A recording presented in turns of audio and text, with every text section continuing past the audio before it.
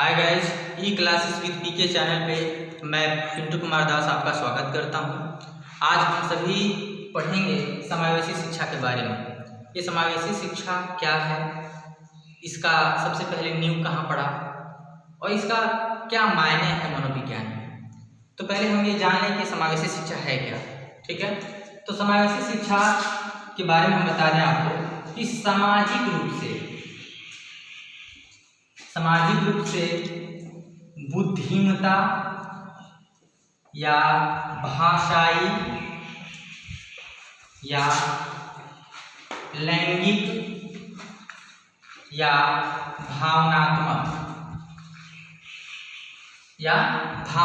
रूप से सभी को एक साथ शिक्षा प्रदान करना ही समावेशी शिक्षा होता है। इतना याद रखिएगा, सामाजिक रूप से, बुद्धिमत्ता रूप से, भाषाई रूप से या लैंगिक या भावनात्मक रूप से बिना भेदभाव किए सबको एक साथ शिक्षा प्रदान करना ही समावेशी शिक्षा कहलाता है। ठीक है, अब देखिए कि ये समावेशी शिक्षा की नींव कहाँ से पड़ी। ये समावेशी शिक्षा की शुरुआत कैसे होती है, इसके इतिहास थोड़ा सा डिटेल में हम जानने की कोशिश करेंगे। तो एक सन आता है 1990। गाइस धुआंधार नोट्स बनाइए आप सभी। एक सन आता है 1990 का। देखिए इस 1990 में सबसे पहले थाईलैंड का आप लोगों ने नाम सुना होगा। थाईलैंड एक देश है। उस थाईलैंड के जुमेसियन शहर में 1990 में थाईलैंड के जुमेसियन शहर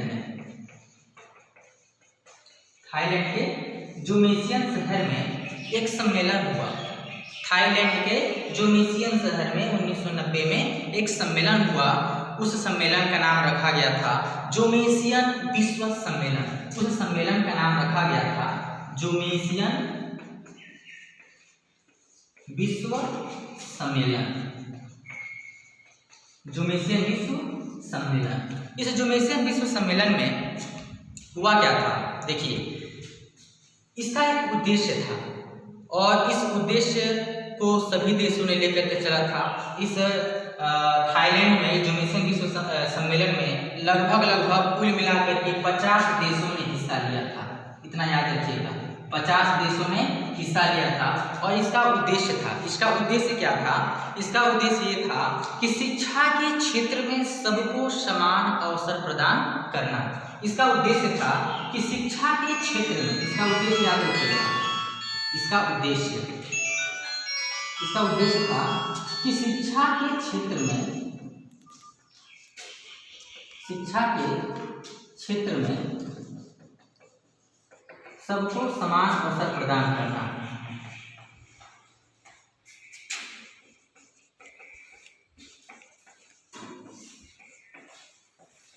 शिक्षा के क्षेत्र में सबको समान अवसर प्रदान करना, यही इसका मुख्य उद्देश्य था। ठीक है, और कुल मिलाकर के कितने देशों ने भाग लिया था? तो 50 देशों ने भाग लिया था। देखिए अब इसमें होता क्या है, यहाँ पे जब सभी देश मिलकर के अपना जब बैठते हैं तो वहाँ पे उद्देश्य तय हो जाता है। अब होता क्या है इसमें ये इसका एक निष्कर्ष निकलता है। इसका निष्कर्ष यही निकलता है कि सभी के लिए शिक्षा का लक्ष्य निर्धारित हो। इसका आप जो है कि इसका निष्कर्ष भी आप नोट कर लीजिएगा। इसका निष्कर्ष क्या निकलता है? इसका निष्कर्ष यही निकलता है, इसका निष्कर्ष कि सभी के लिए, एक नंबर, सभी के लिए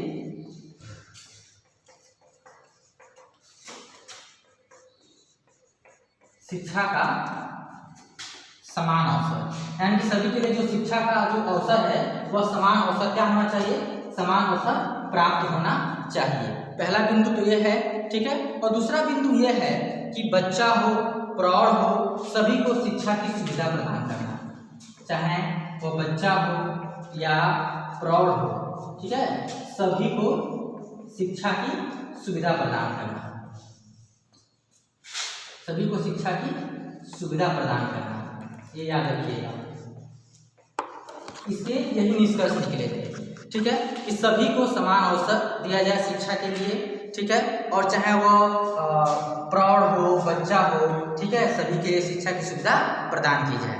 ठीक है, उसके बाद से इसके जस्ट 4 साल के बाद 1990 के बाद जस्ट 4 साल के बाद एक और सम्मेलन होता है। लेकिन गाइस मैं आपको बता दूं कि जो इसका नींव है, समावेशी शिक्षा का जो नींव है वह थाईलैंड में ही रखा गया था।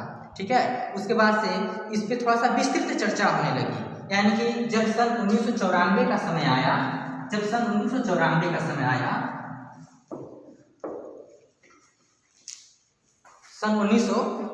का जब समय आया तो आप सभी ने स्पेन का नाम सुना होगा। 1994 ईस्वी में स्पेन में एक शहर है जिसका नाम है सलमानका। स्पेन में एक शहर है जिसका नाम है सलमानका, और इस सलमानका में जो सम्मेलन होता है उसको हम कहते हैं सलमानका विश्व सम्मेलन। ठीक है, इसी समावेशी शिक्षा के बारे में चर्चा पर चर्चा करने के लिए 1994 में स्पेन में सलमानका शहर में एक सम्मेलन होता है। उस सम्मेलन का नाम रखा जाता है सलमानका विश्व सम्मेलन। अब देखिए, इस सलमानका विश्व सम्मेलन में कुल मिलाकर के 92 देशों ने भाग लिया था। कितने देशों ने भाग लिया था? 92 देशों ने भाग लिया था। और देखिए, इस 92 देश में हमारा देश भारत देश भी था। इतना याद रखिएगा, इसमें हमारा देश भारत ही था।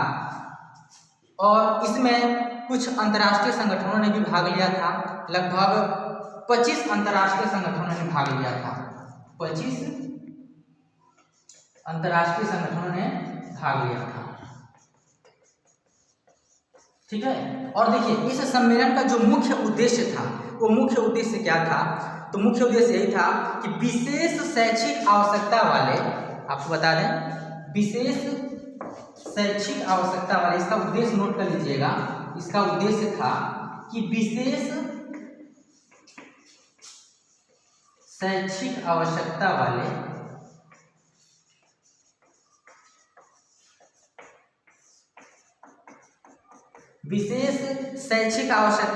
वाले विशेष बालकों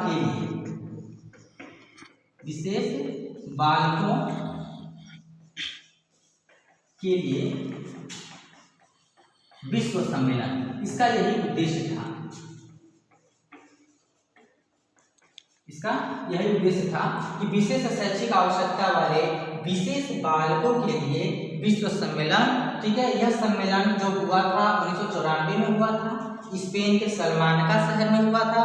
इस सम्मेलन का नाम दिया गया था सलमानका विश्व सम्मेलन। इसमें 92 देशों ने भाग लिया था और भारत देश भी उसमें सम्मिलित था, और कुल मिलाकर के 25 अंतर्राष्ट्रीय संगठनों ने भी भाग लिया था। देखिए, इसमें था क्या, इसमें एक बात ये निकल के आई इस सम्मेलन में कि चाहे बच्चा सामान्य बच्चा हो, मंदबुद्धि का बच्चा हो, पिछड़ा बच्चा हो, जनजाति क्षेत्र का बच्चा हो, ठीक है, सभी बच्चों के लिए शिक्षा समान और शिक्षा का जो अवसर है वह समान रूप से दिया जाए। यहाँ पे ये बात निकल के आई थी।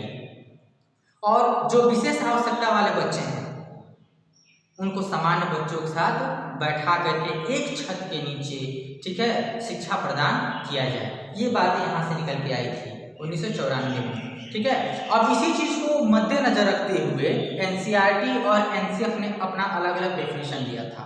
ठीक है, एनसीईआरटी ने भी डेफिनेशन दिया समावेशी शिक्षा का और एनसीएफ ने भी डेफिनेशन दिया समावेशी शिक्षा का।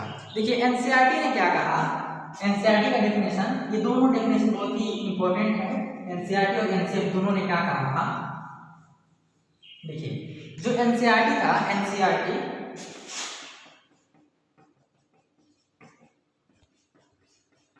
ठीक है, एनसीईआरटी और एनसीएफ, ठीक है, एनसीईआरटी ने बताया था कि शैक्षिक वातावरण में धर्म, जाति, लिंग, परिवार, समाज आदि के आधार पर बिना भेदभाव के शिक्षा प्रदान करना।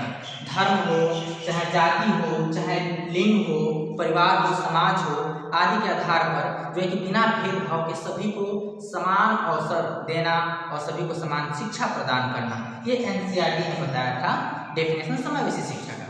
और एनसीएफ ने क्या किया, एनसीएफ ने परिभाषा दिया कि बच्चे को सामाजिक, बुद्धि, मानसिक, शारीरिक, भाषाई रूप से, भावनात्मक रूप से आदि सभी को यानी कि इन सभी रूपों में जो भी बच्चे हैं इन सबको एक साथ शिक्षा प्रदान करना कि क्या है समावेशी शिक्षा है। चाहे वो बच्चा भाषाई रूप से हो या सामाजिक रूप से हो या मानसिक रूप से हो, कैसे भी अगर वो पिछड़ा है, ठीक है, या जनजाति क्षेत्र का है, ठीक है, या मंद बुद्धि का है, ठीक है, इनको बिना भेदभाव के सबको समान अवसर देना शिक्षा के लिए और एक छत के नीचे शिक्षा प्रदान करना, ये हैंसेप ने बताया था।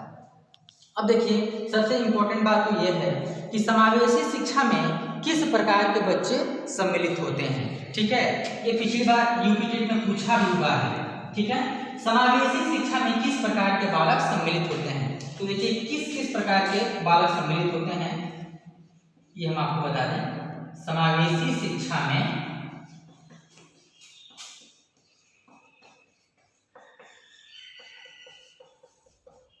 सम्मिलित बालक कौन कौन से बालक जो है कि सम्मिलित होते हैं, पहले तो इस पे हम चर्चा करेंगे। देखिए समावेशी शिक्षा में कौन से बालक सम्मिलित होते हैं, एक तो वो जो विशेष आवश्यकता वाले बालक हैं, विशेष आवश्यकता वाले बालक,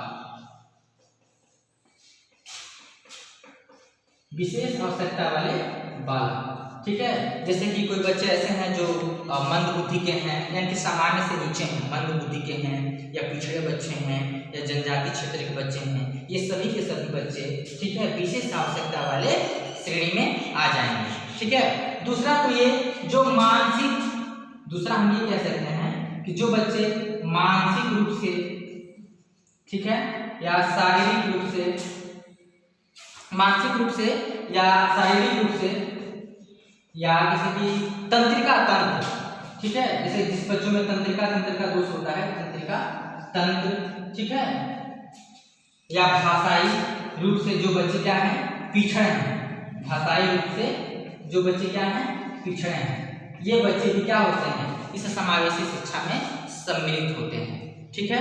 और कुछ बच्चे ऐसे होते हैं जो नकारात्मक अभिवृत्ति वाले बालक होते हैं, देखिए वो भी बच्चे इसमें शामिल होते हैं, नकारात्मक अभिवृत्ति वाले बालक, ठीक है। नकारात्मक अभिवृत्ति वाले बालक का मतलब ये हुआ कि ऐसे बच्चे जिनका नजरिया क्या है, जिनका दृष्टिकोण क्या है, बिल्कुल नकारात्मक है। जैसे कि हमारे भैया ने पढ़ा, ठीक है, अच्छा खासा डिग्री लिया, लेकिन फिर भी आज बेरोजगार है, मेरे पिताजी ने पढ़ा लेकिन फिर भी आज बेरोजगार है, ठीक है।